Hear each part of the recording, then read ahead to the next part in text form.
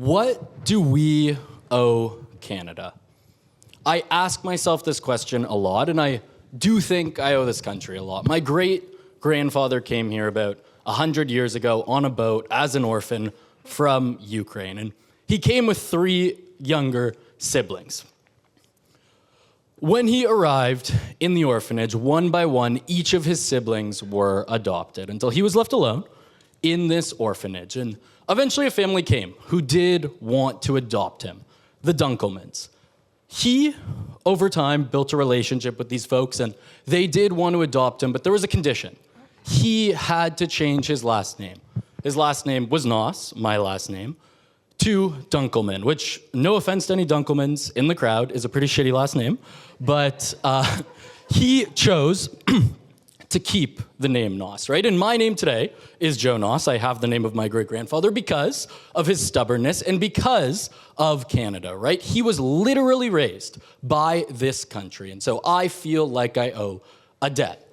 But I think all of us as entrepreneurs ask regularly, what does Canada owe us? And I think over the past few decades, we felt a little bit left behind or stabbed in the back. Not by any politics or a specific government. We've been left behind by every single level, right?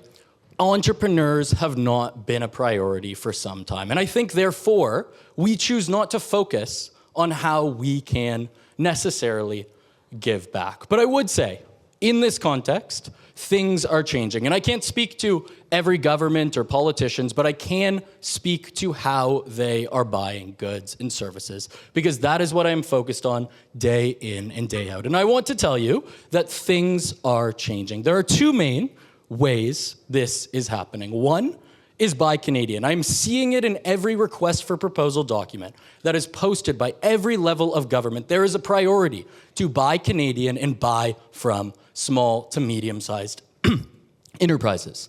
The second is cost savings. There is a serious priority at the federal level of government to cut spending across the board by 15%, not in programs, but through operations, right? That means they literally have to find ways to be more efficient. And the only thing that continues to be funded in this context is AI. They truly want AI solutions. Whether they know exactly what that means or not is a different story, right?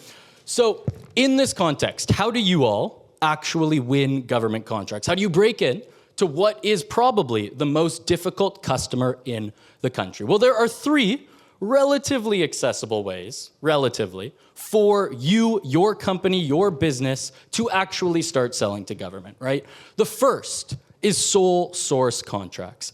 Every government is able to sole source contracts somewhere between 30 and 100K, depending on the level. And this is possible if you have proprietary technology, proprietary IP, and you educate the buyer on what is possible. My company has been incorporated for less than a year, and we have been able to secure a sole source contract with the federal government through that, right? Through hard work, LinkedIn, outbound grinding, but nonetheless, because of our IP, because of educating the buyer, we were able to do it. The second, right, is through partnerships. I used to work at Deloitte as a government consultant. Deloitte knows how to sell to government, but what they lack is what all of you have, innovation, right? They are freaking out about AI, freaking out about how they expand their service offerings. They have distribution, you have innovation, you are able to partner with large consulting firms like Deloitte or smaller ones to figure out how to sell to government. They are an incredible channel partner. We did this for a Toronto company called Thrive.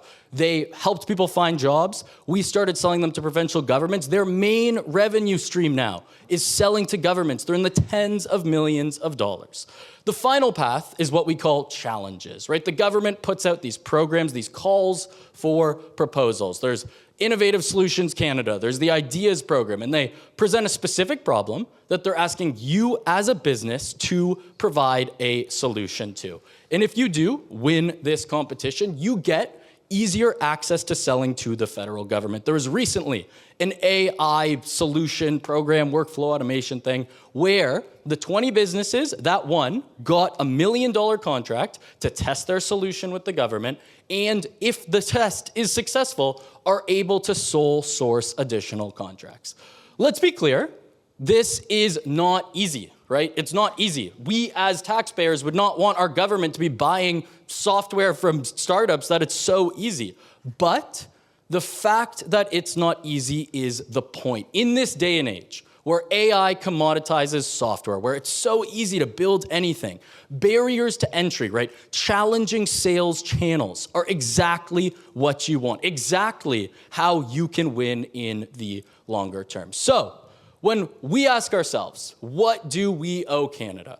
I do believe that every single one of you as an entrepreneur, as someone building software in this country today, owes winning government contracts. Because every single one that you win is another contract that isn't going to a multinational global consulting firm, another contract that isn't going to a private equity-owned SaaS solution that's going to extract value from our government, another cost-saving opportunity for our government, better services for every single one of us as citizens, and most importantly, we keep the money here. And so I do believe that if you want to figure out how you can give back to this country the same way I'm trying my best to do, the best way is to win a government contract. Thank you.